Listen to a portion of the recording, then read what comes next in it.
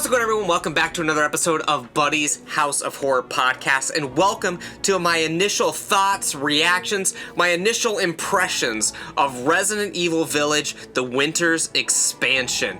If you guys are new to the channel, you may not know that Resident Evil 8 Village was one of my favorite games of the past few years. When that game originally came out, we did a review of the game, we did several reactions and hype leading into the release of the game, and of course we did like the full, in-depth discussion about it. We've done several in-depth discussions about it over on the Brain Damage podcast, formerly known as Two Nerds a Podcast. That's what it was called when we did those episodes. But if you're subscribed over to Brain Damage over on Apple Podcasts, Spotify, you should be able to scroll back and see all the episodes that we did leading up to now about Resident Evil Village. But I guess in a nutshell, I really loved the game. Jared and Miles weren't as high on it as I was, but I thought the game was really, really great. And I've played through the game at least like 7 or 8 times at this point. Had a solid 97% trophies. The only trophy that I did not get was getting the double S ranks on all of the versions of Mercenaries. But now my rating has sunken even lower. I'm in the 80s now because, as I said, they did just release the new DLC, the Winter's expansion, which puts me, I still need a few more trophies to get now other than just the one trophy. I'm not sure exactly how many trophies have been added for the Winter's expansion, but I do know that my rating has dropped significantly. Actually, if I pull up the PlayStation app right now, I should be able to tell you guys where I'm currently at in terms of trophies. So I've earned 48 out of the 57 available, leaving me at an 81%. So 97% for the original Village, and I'm actually only at 0% for the Winter's expansion. And there is a reason for that, because I haven't played everything through in the Winter's expansion yet. This is just my first initial reactions. This is my first impressions of it. I wanted to give the game a little bit of a test run just to kind of process my feelings about it, talk a little bit about what has been added to the game, and just give my thoughts about what I think so far. So obviously this game just came out today, so I haven't had too much time to really process it, haven't had really too much time to play through the entire game. Obviously, I've only played a little bit of the Shadows of Rose expansion, and I have played through a little bit of the remade portions, well, not even remade, the zoomed out portions, the third-person mode of Resident Evil Village, the original.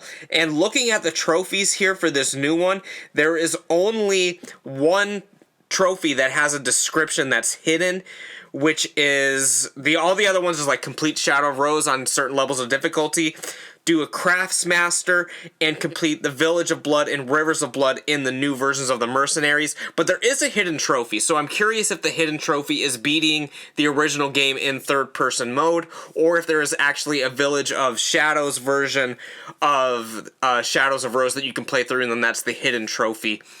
But if there isn't a trophy for playing through the entire game again in third person, I would say just don't do it, because basically I've played through the original version of the game many times, as I said, and I've played the third person mode of this game so far today, kind of just leading up to the castle, which is the main segment of the game. And in my opinion, it was in first person for a reason. That was the game developer's intention. When you zoom it out to this, not only are you not getting as many detailed graphics, it's kind of less scary, in my opinion, because you can kind of see more of your surroundings. And just the fact the game was not designed to be in third person. So, I mean, like, Ethan is taking up a good portion of the screen that he didn't normally take up because it was in a first person view. So, it just like the narrow corridors and stuff, it's just not as appealing to the eye. The gameplay is a little bit more clunky, in my opinion, just because it wasn't designed in that fashion. And I guess just kind of like a lot of people might enjoy the third-person element. I know Jared and Miles might really like the third-person element because that's the Resident Evil games that they prefer. But for me, it's just not, I don't know, there's just something about it that doesn't play right to me. And especially because, like, they didn't redo any of the cutscenes or anything, right?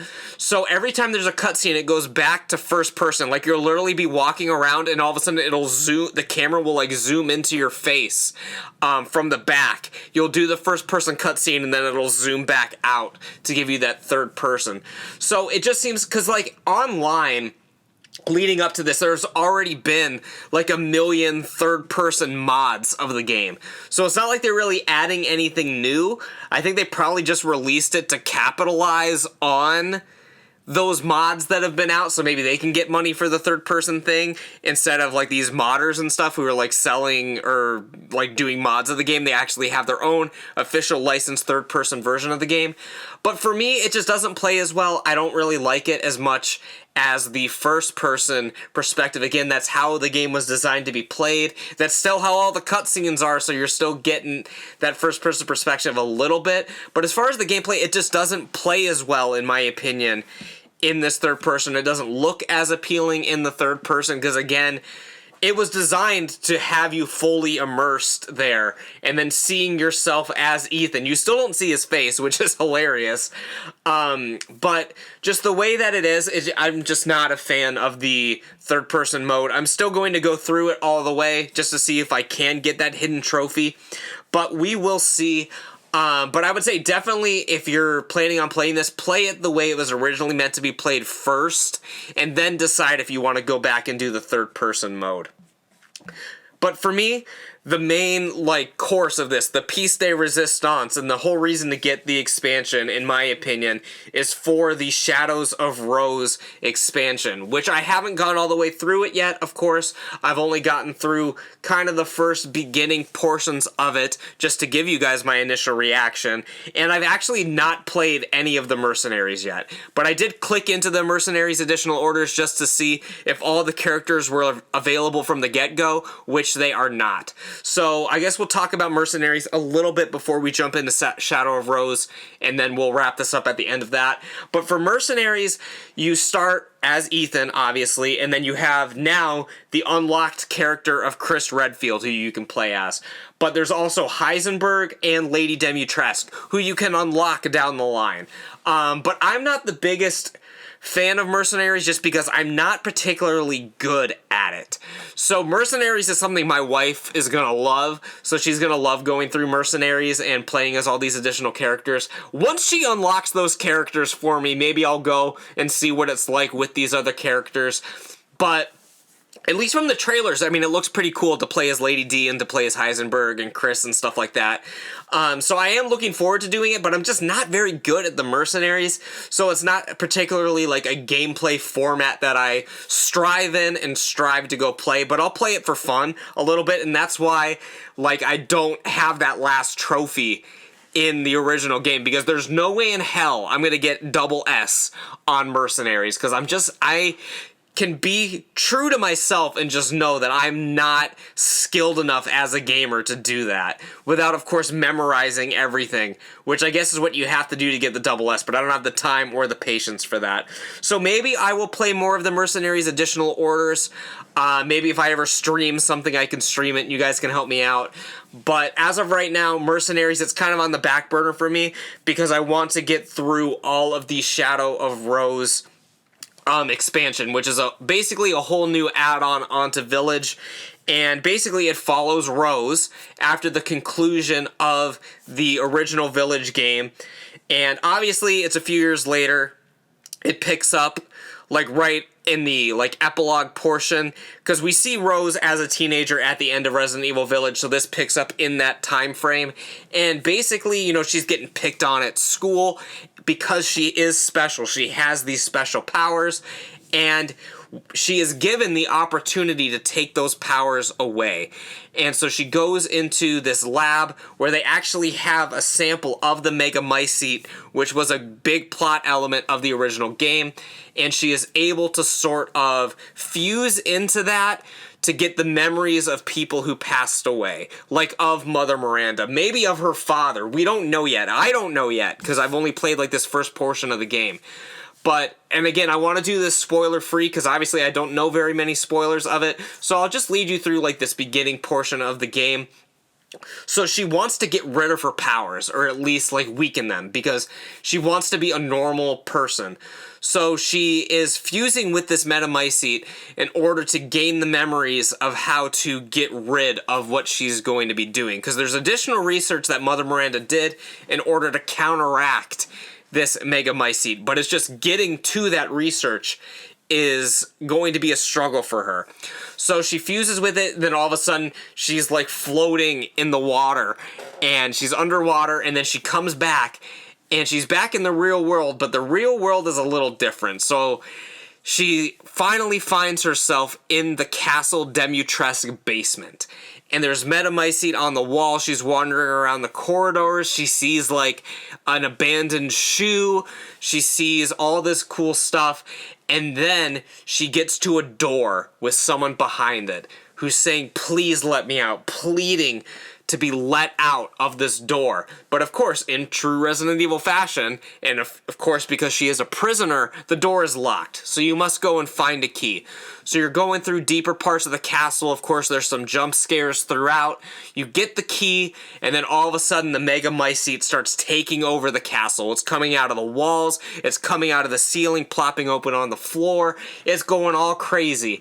And then so you're running back, trying to dodge the metamycete, and then you get to the door, you unlock the door, and you go inside to let the prisoner out. And who is the prisoner? None other than you, Rose. So there's you, and you're looking back at yourself. Another Rose, perhaps the shadows of Rose, who says there's no time to explain, and then you head deeper into the castle.